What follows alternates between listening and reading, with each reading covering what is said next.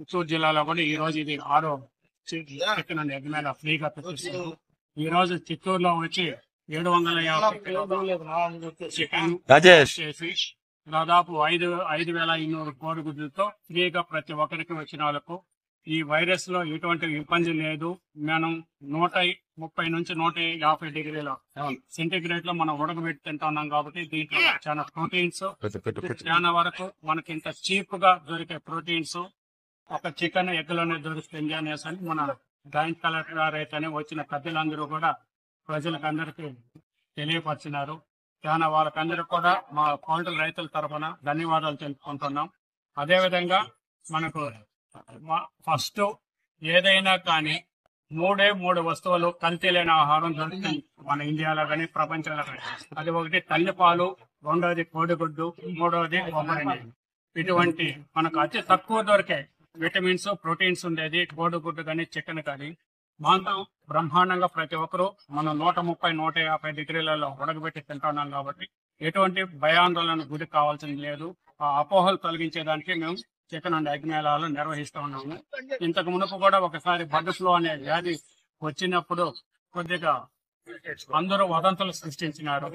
మనకు ఇండియాలో మనకు స్టేజ్ మీద చెప్పినట్టు పెద్దలు దాదాపు పర్ హెడ్ 92 గుడ్లు తీసుకుంటూ ఉన్నారు. అదే మనకు ఇతర దేశాలలో అయితే 180-190 గుడ్లు తీసుకుంటున్నారు.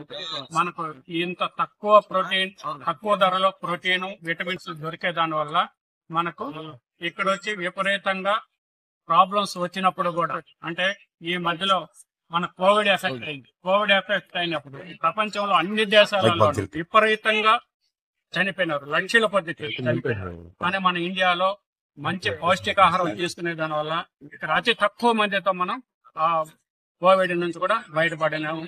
ఇటువంటి ఈరోజు ఈ చిత్తూరులో మనం చికెన్ ఎగ్ మేళా నిర్వహించడం జరిగింది. దానికి ఇందాక కూడా అందరూ కారణాలు తెలియజేశారు. ఇది ఎందుకంటే దేశానికి పౌష్టికాహారం ముఖ్యం, అప్పుడే ఆరోగ్యంగా ఉంటుంది. ఎప్పుడైతే ఆరోగ్యంగా ఉంటుందో మా మనుషులు ఆరోగ్యంగా ఉంటారో రాష్ట్రం ఆరోగ్యంగా ఉంటుంది. ఆరోగ్యంగా ఉన్నప్పుడు అన్ని రకాలుగా కూడా ఆర్థికంగా కూడా ఆరోగ్యంగా ఉన్నప్పుడు ఆర్థికంగా కూడా ఎదుగుదల ఉంటుంది. దేశం కూడా మనుషులు ఆరోగ్యంగా ఉంటేనే దేశం పరిపుష్టిగా ఉంటుంది. దీన్ని దృష్టిలో పెట్టుకుని ప్రభుత్వ సహకారంతో ఈ అపోహలు తొలగించడానికి ఇక్కడ ఇది ఏర్పాటు చేయటమే కాకుండా నేచురల్గా మేము వండి పెట్టి మేము తింటూ అందరికీ తినిపిస్తూ ఉన్నాము. ఒకటి గ్రహించాలా, బర్డ్ నుంచి ఫ్లూ ఎఫెక్ట్ అవుతుందంటే మేము కూడా మనుషులమే. అదే ఫారాల్లో మేము కాపురం ఉంటున్నాము, అదే ఫారాల్లో మేము మా భార్య బిడ్డలతో నివసిస్తూ ఉన్నాము. మా దగ్గర పనిచేస్తున్న సిబ్బంది కూడా అక్కడే ఉన్నారు, వాళ్ళ పిల్లలు కూడా అక్కడే ఉన్నారు.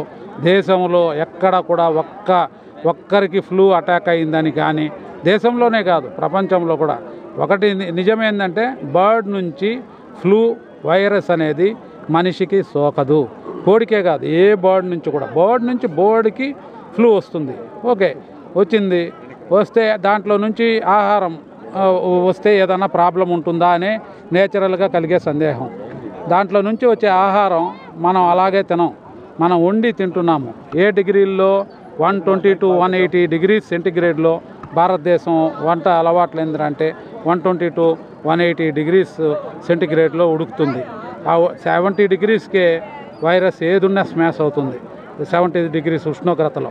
అటువంటిది మనం 130 to 180 మధ్యలో ఉడికిచ్చే దానివల్ల ఏ రకమైనటువంటి ఇబ్బంది లేదు అనేది గ్రహించాలా. మీరు మీడియా ద్వారా దీన్ని ఎప్పుడైనా కూడా ఎవరైనా మీకు ఇది తెలియజేస్తే మీడియా వాళ్ళు మీకంటే మించిన వాళ్ళు కాదు, మీరు దీన్ని ఖండించాలా.